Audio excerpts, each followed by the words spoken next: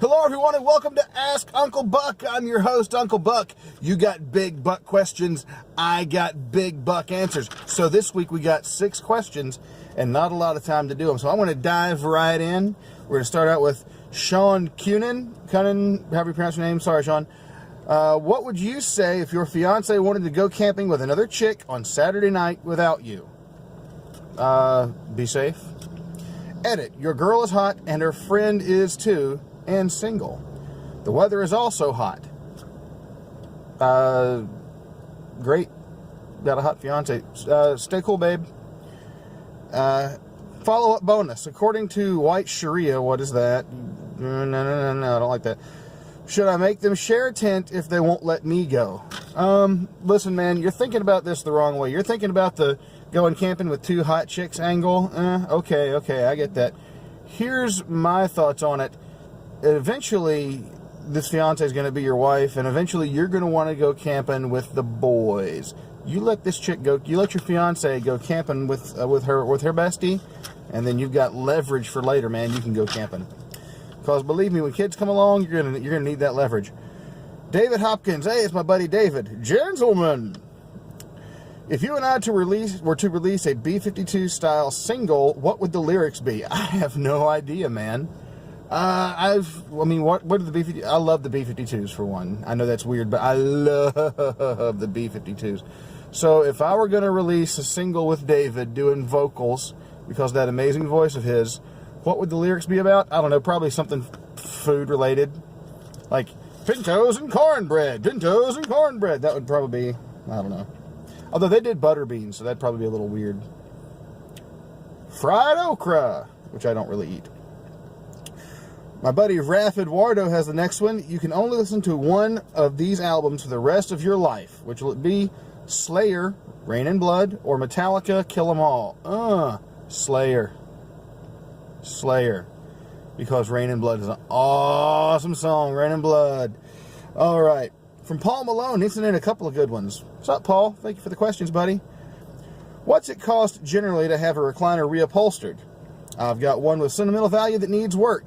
Okay, so I did a little research and I found out obviously it's going to vary depending on the size of the recliner you want reupholstered and the material you're going to use. Although some estimates that I came across were like for a full-size sofa you're going to need about $1,200. So judge the size of your recliner from there and adjust accordingly. Is dry masonry something that you can just pick up, or is it actually skilled? I'm going to say both. Dry masonry is where you're making the wall out of stacking rocks with no mortar. Anyone can try starting out. So you can probably just pick it up. I'm not going to say you're being good just starting out. Like you might not be professional grade just starting out, but you can jump in and just start, I assume. But then again, eventually you're going to have to build some skill, and you're going to have to be skilled at what you do for someone to pay you money for doing it. When Xenophon finally reached the sea, his army was excited, but how concentrated could the outposts and shipping lanes have actually been? It seems that you could still go weeks without seeing anyone. Okay, so I think you're looking at this the wrong way, buddy, because when he and his armies finally came over the mountains and saw the sea, it wasn't specifically, they were like, oh, we're right there at where we're trying to go. I mean, they still had a lot of adventure to go on, but they were definitely excited about that portion of the journey being over and moving on to the next phase of their escape plan. So I think that's what was going on there. Realistically, settlements at that time along the sea, they're going to be not terribly sparse. I mean, you could still be a couple of days march from settlement in any given direction, but I wouldn't think it would be weeks, you know? So, and eventually they did reach a settlement, and a lot of them found their way back home. So, let's see. Lane Steele asked me the one I want to talk about. What's a good melee weapon to keep under the bed? Okay, so when you say you're keeping a melee weapon under the bed, I'm assuming you're talking about home defense, right? Now, I have always maintained and always will maintain that the best weapon for home defense is a handgun. For various reasons. For one, if someone is invading your home, and obviously this is like, you're thinking like a nighttime situation if it's under your bed. So, you have a handgun, someone's coming to your house, you're asleep, you're just waking up, you're not going to want to try and fumble with a big rifle. You're not going to want to try and fumble with something huge. And typically, in a situation like that, where in the close quarters of a home, if something is big, like the bigger it is, the easier it is to take away from you. So you're going to want a handgun, something that's not going to require a lot of finagling to get it to work. Keep it loaded, unless you have kids. I mean, be reasonable about that. But have a handgun close to you that you can grab and use right off the bat. The more you have to fiddle with it, the more likely it is that it's not going to function, and you're going to either get it taken away from you or it's just going to be ineffectual. The reason I say use a firearm instead of a melee weapon that you keep under the bed is because if someone is in close range to you, it's already you've already failed, right?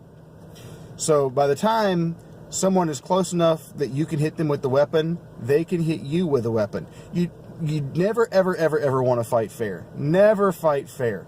Always, always, always cheat in a fight. Whatever you can do to get the upper hand, because unlike board games and Nintendo and other things of that nature, sports, this is your life. If someone is breaking into your home and it has gotten to a point where you are having to defend yourself against attack, it is now a matter of life and death. And if I had to choose between the lives of me and my wife and my kids to some other dude who's just come in the house, there's no question to me. There's absolutely no question to me. I'm going to choose us and our survival over him. He's already made his choice. Sorry, bud. You play stupid games, you win stupid prizes. So you come marching in the buckhouse in the middle of the night, you're going to get shot. But also, melee weapons, while here's the thing: if you're gonna attack, if you're gonna combat somebody in your house and you're gonna wound them, you won't go ahead and kill them. I hate to say that because I believe in the value of a human life, but if you just wound somebody and then they get arrested by the police, they can sue you for wounding them in a lot of cases, and I hate that. And sometimes those laws change, so by the time you see this video, maybe there's a law that's changed about that. I don't know. But the way I understood it whenever I had to take my CCW class was, if someone comes into your house and you are afraid for your life, shoot to kill. Fight to kill. If they're retreating, I mean, that's different. At that point, you have to let them retreat, I think. Don't go chasing them down to kill them. But, man, melee weapons, and like knives are pretty good at killing people.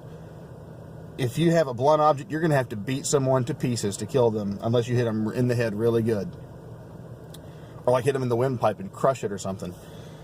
But those are hard shots to make whenever you're adrenaline, man. Adrenaline will grab a hold of you and do terrible, terrible things to you.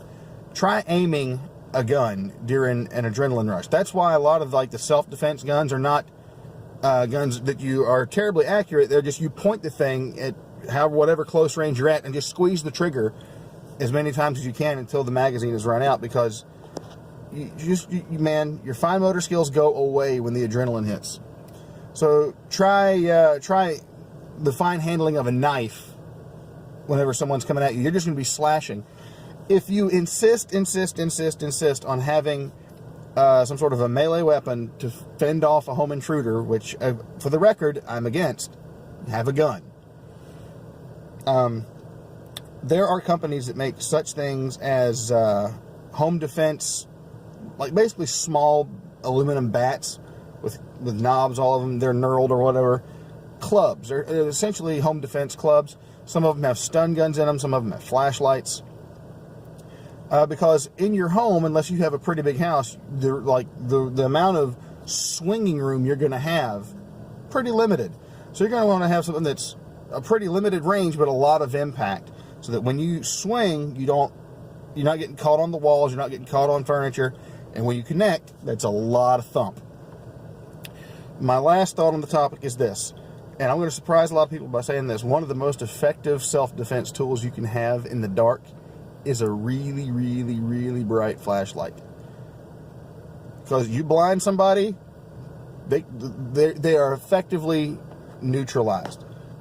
They make home defense flashlights, or just personal defense flashlights, that are way up there in lumens. I'm not talking about a flashlight you get at Walmart that's like a like a mag light. I'm not talking about that at all. I'm talking about these things are as bright as the sun. They are daylight bright flashlights.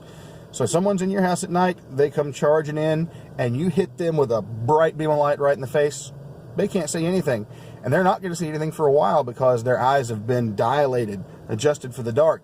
And all of a sudden, all that light, man, they're blind. Now, if you're going to go at them with a melee weapon, they can't see to defend themselves. Of course, at that point, you could just take your family and get out. It kind of depends on the situation. But again, I would just as soon use one of these, because if he is in the doorway and you are across the room and he can't physically reach you, then you win. Long range wins every time. Just make sure you have the right kind of ammunition so it's not going to penetrate and pass through.